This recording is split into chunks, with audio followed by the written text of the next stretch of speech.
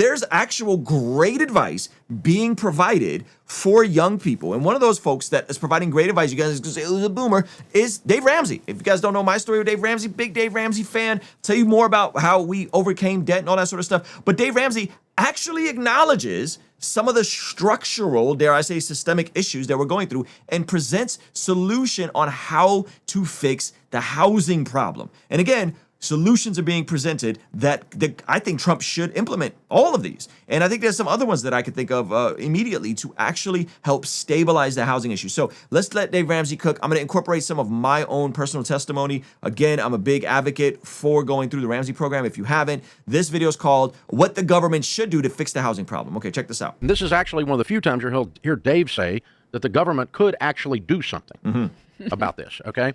One is we've got large REITs, real estate investment trusts, and American corporations and Chinese corporations buying thousands and thousands and thousands of single-family homes. Yep. So you guys know BlackRock that is scooping up entire neighborhoods and then renting them back to people, houses that families could buy. BlackRock is scooping them up. Dave Ramsey's saying that there's folks from other governments that are doing this. All of that is going to drive the prices up. And Ramsey's saying, yeah, we shouldn't do this. Like, single-family homes should be for single families. He's spot on about this. And again, we're going to get into a couple of these different things. And taking them off the market and putting them up for rent. Right. I mean, like 500,000 or 600,000 in the past few years. Yep. The basic use of a single-family home is for a family to get a toehold in the marketplace and to build wealth and to have a stable place to live. When that's being affected by foreign organizations and by out of control capitalism, then you got to put some limits on that. Yeah, I would hope that everybody would be in favor of that. I would hope that Republicans and Democrats and everybody can unify on that idea. Well, yes, now we are talking about a bit of regulation within capitalism, which you need sometimes, right? People think that just because you're a capitalist, you don't want regulation. No, sometimes regulation is good. So with Dave Ramsey right here, I think this is a great point. Let's let him cook some more. Airbnbs. Tens of thousands of single-family homes, condos, co-ops, whatever, are they're bought by people at unrealistic prices only because they're turning them into a hotel. Yeah. I mean, the Airbnb craze is relatively modern, and you're not renting those properties back to families that maybe can't afford to buy yet. You're renting them back like hotels. And there's a lot of money in Airbnb. I get it. But when your entire business is just scooping up, dozens and dozens of homes off the market, I think this disrupts and drives the cost up.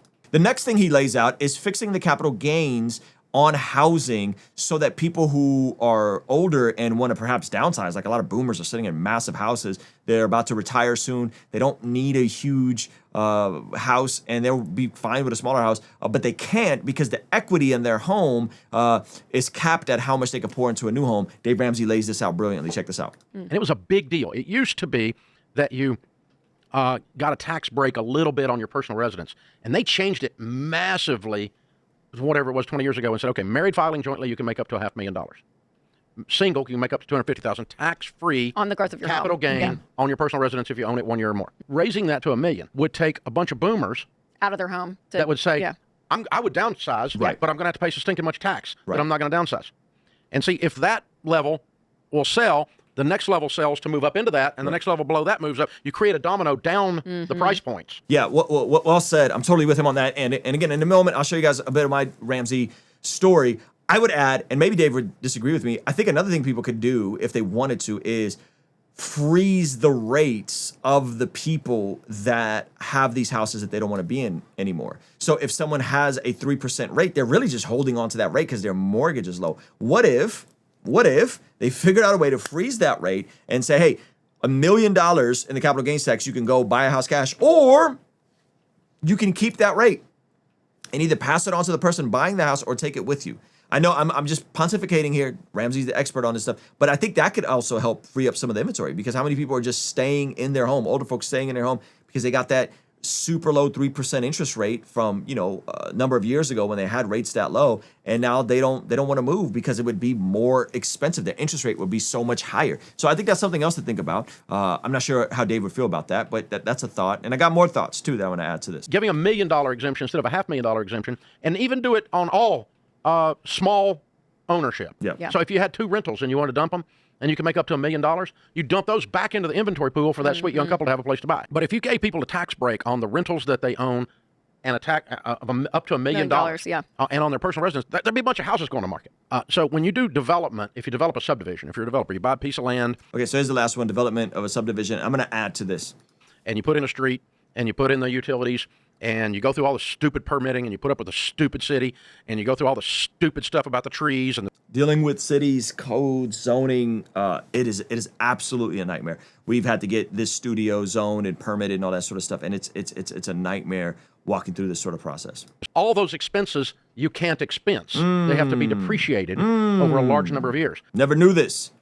Never knew this. What does that mean? That means that you can't just take it as a loss right away. You have to spread it out across years and years and years. So you could put $15 million in a sewer system for a subdivision, and you don't get to write off $15 million. You get to write off $1 million a year for 15 years. They can expense it instead of depreciating it. That would stimulate developers to start building subdivisions, which would stimulate, and so you could do that. But okay, so those are, I would say, very good ideas. Another thing that I think you could do is deregulate and make it easier to build, especially in major cities. Sometimes all the environmental restrictions, sometimes all the crazy stuff that's happening with regards to you can't build here because there's this endangered breed of squirrels or whatever, right? I think makes it harder, and then these developers only end up building luxury massive homes or luxury condos instead of building stuff for single families. Now, here, Ramsey does something really interesting. He acknowledges the systemic problems, the same problems that the Brett Coopers and the Tucker Carlsons and the Nick Funches talk about, but the tone in which he talks about these things, I think, is very different. It's empowering. It's telling you don't got to be a victim. And I'll share a bit of my story with the Ramsey stuff here in a second, but listen closely to what he says next. We're increasingly realizing that the 25 and 26-year-old in America has been screwed by the large banks and the car companies like never before, like no generation before. Absolutely. Student loan debt, how high a crazy car note is, the amount of credit card debt that's gone up, absolutely insane. You cannot buy a house when you have a $1,200 car payment, that's right, when you have a student loan that's $85,000, that's and right, you got credit card debt coming out your ears. Record credit card debt, yep, record car debt, yep, record debt, and then you sit there and whine you can't buy a house because you got victimized by these people. You set yourself up for it. You signed up for the trip, baby. He said you set yourself up for it, and you've been screwed. Multiple things could be true at the same time. Federally insured student loans. One of the worst things that I think the government has done is insure people going to college with good intent. Hey, we're going to make it easier for people to get student loans. And then what happened? All the admin fees went up. All the fees went up for education, right? Because now the government's insuring these. And then what does that do? So a place like San Marcos out here, now you have rents going up. Why? Because they know that these college students are living off of loans. And when you're living off of loans, you're not really caring about it, or you're living off your mom and dad's money. And so those things then increase the rents in an area near the college, right? Instead of what is the actual going rate for that area. And so all of these things are intertwined. Now, some of you guys may know my story. Me and my wife both come from single parent homes. We made every dumb decision there is to make with money. And because of Dave Ramsey stuff, we went through a debt-free journey, especially those first 3 baby steps. $1,000 emergency fund, which, yes, I understand $1,000 in 2025 is not a lot of money, but most of you guys don't even have that. Get a $1,000 emergency fund. Get something in the bank, right? Most people are living paycheck to paycheck and can't afford a $500 emergency. You got $1,000. Hey, man, that's creating some buffer. Baby step number 2 is debt snowball your debts from smallest to largest, not the interest rates, so you could build that psychological momentum and then save 3 to 6 months of living expenses. When we got married a couple years in, we were really struggling. We started this system. We had technically 6 figures in debt, and within 18 months, we're completely debt-free. This is 2011, 2012, before I was making music, before I was on YouTube, before I was successful. My wife was working 2 jobs. I was going to school, working jobs, trying to hustle with music. And by the grace of God, we figured it out. And this is what I learned, especially those of you guys that want to be entrepreneurial, want to be creative, want to be on YouTube, want to build something. When you can decrease your overhead, you can decrease your expenses, you buy yourself margin. When you have margin in your life, and the margin is that number between what you make and what you need to make to survive, that margin frees up your capacity and your creativity and your risk to be able to go out and do other things. And so it's like when we got debt free, we then saved 6 months of living expenses. When we had 6 months of living expenses, we were able to take that jump over 10 years ago to transition and me be a full-time independent Christian artist. Then I segued from that into YouTube, and past 5 years I've been doing this primarily. And so all of these things are connected, and one of the best things you can do is clean up your finances. Once you get out of debt, what we did is then we said, okay, we're out of debt. make sure that we're claiming a good amount on our income. And then we figured it out and said, okay, now we're claiming a good amount on our income. We went to a mortgage broker and said, how much do we need down? How much do we need to buy down in points? And we had that number that we were shooting for, that this is how much we needed. And it was a ridiculous amount. Remember, I live in Southern California, one of the most expensive places to live, in San Diego. And he said, hey, in order to get into a house this much, you need to have this much down. And it felt like an impossible amount at the time. But at least we knew the number we were shooting for. So we got out of debt, we cleaned it up, we got 6 months of living expenses, we worked on our income and our marketable skills to the market, to the value of whatever other people need, right? Some of you guys who are creative, you're like, hey, I want to follow my passion. And Mike Rowe has a great quote: don't just follow your passion, take your passion with you. Okay, one of the things I've been able to do is, if I just follow my passion, I would still be trying to be a rapper full time, a Christian rapper for Jesus. And you know what? What I did is I took my passion with me. I still incorporate a little bit of music. You guys know I'm going on tour in the spring, coming to a city near you. I'll be incorporating music there, but I'm taking my passion with me. But I'm really looking at, what does the market value the most from me? And in that, by the grace of God, been 3 years now, we were able to get into a home in the zip code that we wanted to live in. It's not the nicest home. It's a home built in 1969, but man, we have everything we need right here. I was able to build my studio in the garage, and by the grace of God, we're figuring this thing out. Some of you guys see what we do, and you see that we have, a Patreon membership, which, by the way, if you want to help us make more videos like this, partner with us on Patreon. You see that we're putting on our Bless God Summit. You see our Bless God shop. You think we're printing money over here. No, we're not. We're still a small mom and pop business trying to figure out, much like many of you guys. But I say this over and over: you don't have to be a victim. You don't have to blame the immigrants, the Jews, the blacks, the system, the banks, whoever.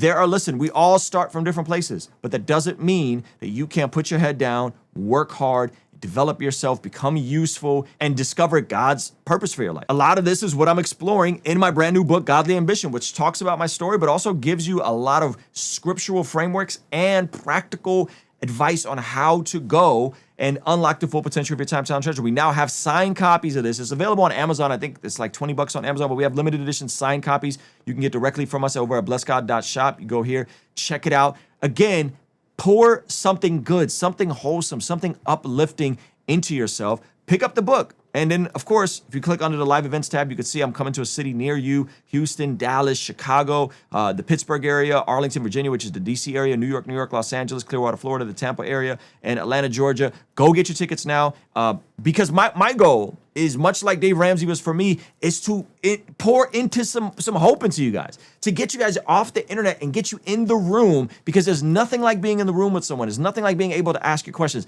nothing like being able to hang out. We're doing that this spring. So I want to see you guys there. Don't play yourself.